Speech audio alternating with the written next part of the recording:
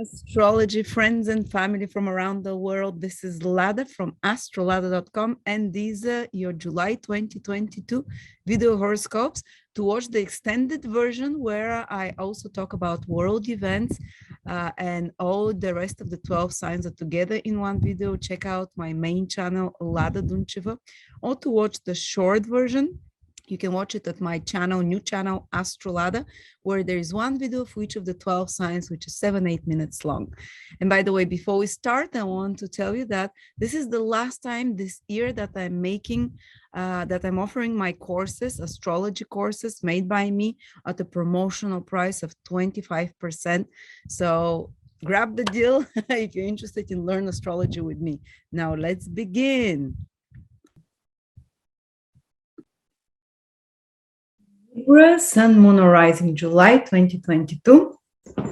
Libra, the first 3 weeks of the month are pretty nice because you have to July the 20th, Venus in your 9th house.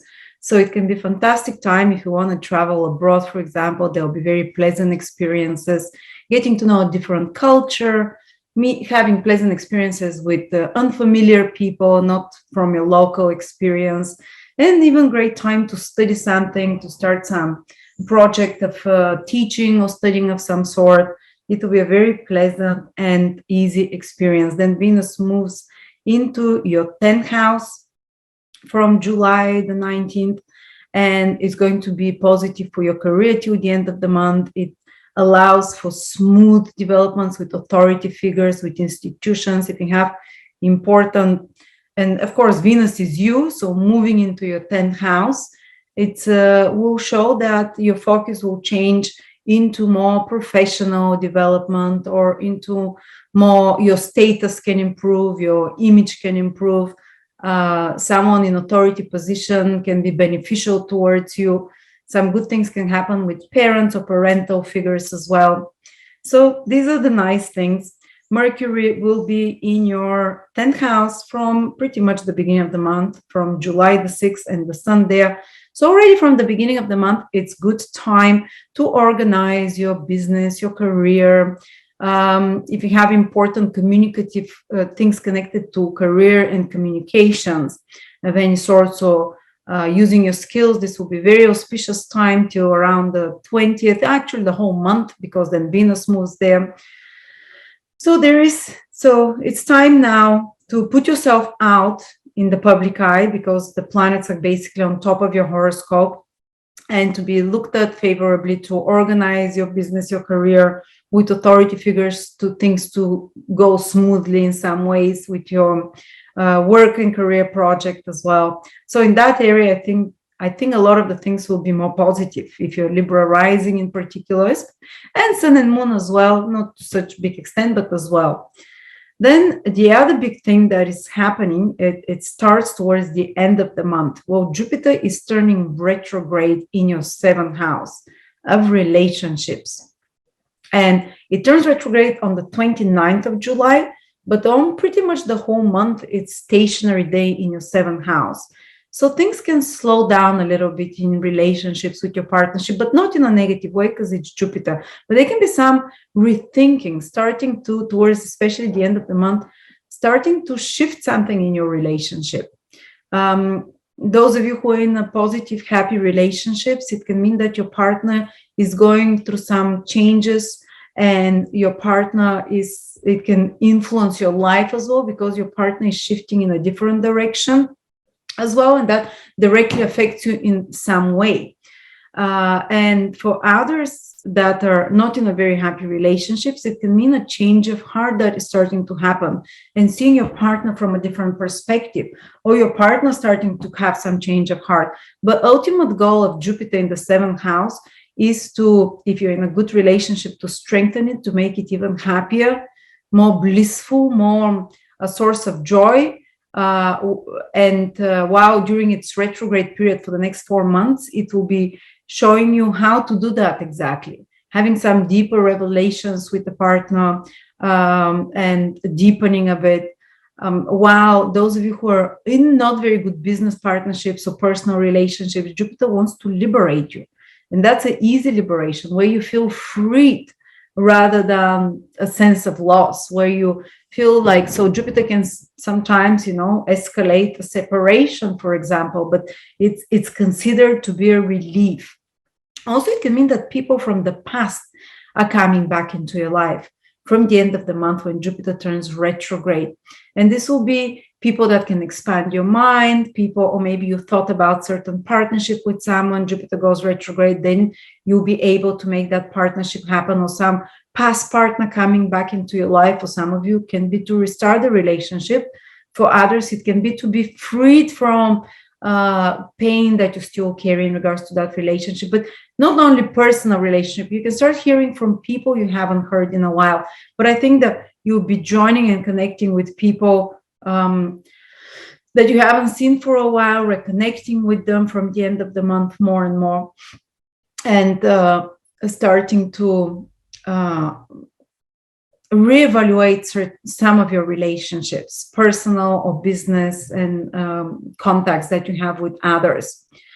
Then the other big thing that is happening again towards the end of the month is that the North Node, Uranus, and Rahu, Uranus, and Mars will be joining in your 8th house. This is a very rare conjunction of 3 very important planets. And the 8th house is the house of sudden changes, while at the same time, those 3 planets are planets of sudden changes. So they can be something very surprising that happens for some of you Libras, and Libra rising especially, towards the end of the month, the start of August.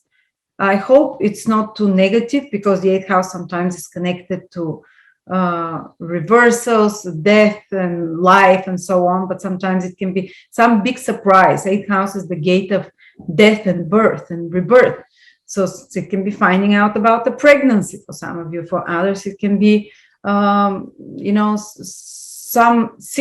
it rules secrets, or sudden secret, or something that shocks you, surprises you, that comes to the surface, that you have to react quickly.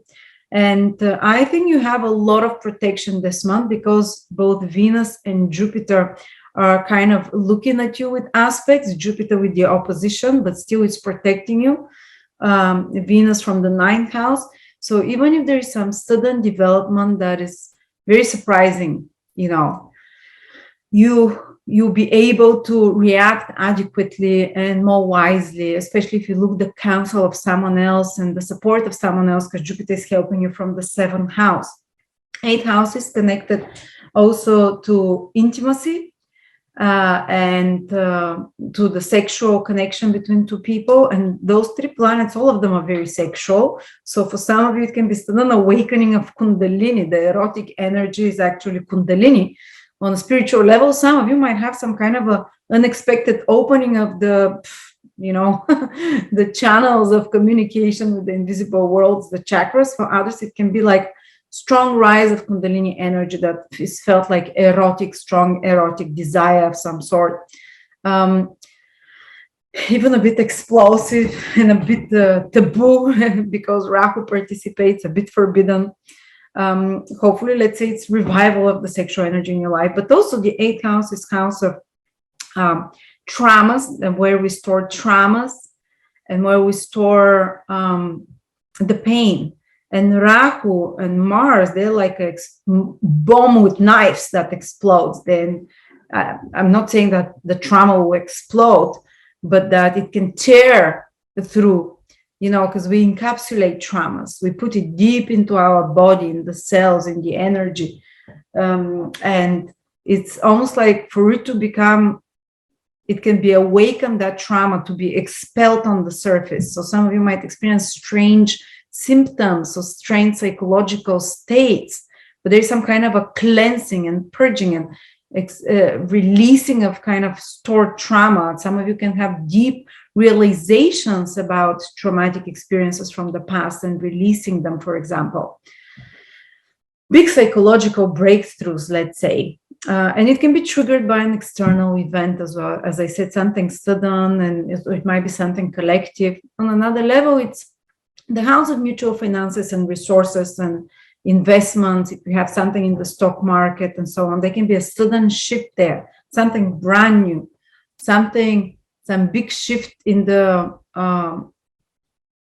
let's say, in the mutual finances that you have, or finances that are invested in some sort, or anything connected to insurances, inheritances, and taxes. I don't know how it will affect each one of you, but think on those lines, all those themes that I mentioned, and imagine something fast that develops, something surprising, something new, especially.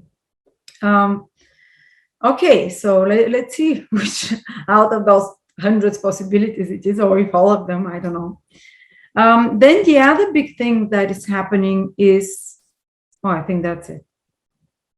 Yeah, oh yeah, I forgot, sorry. I'll return back a little bit, because July the 13th, there is a full moon in your 4th house with Pluto. So that might be a time around where some power struggles with family members can emerge, or with extended family, where it's good to purge, because Pluto is part of it, and to remove toxic influences and certain things that have been stored, and pains can explode, to be mentioned, to be talked through, and certain barriers might have to be put. The moon is in Capricorn, for you to put certain barriers to more toxic energies, but some big transformation and change can be happening on the family level as well, on the personal life level with family members. And some psychological shifts there as well, or maybe completing something connected to a property, connected to place of living. I hope it's not water damage, because Pluto rules the plumbing system. I hope that's not the new moon. It's like some problems with the full moon with the plumbing. But it's I'm just mentioning a few different options which are possible. Okay, so that's pretty much it. The big event truly is, I think, for you, towards the end of the month, Jupiter going retrograde, and the conjunction that we talked about in the 8th house, and Jupiter in the 7th house.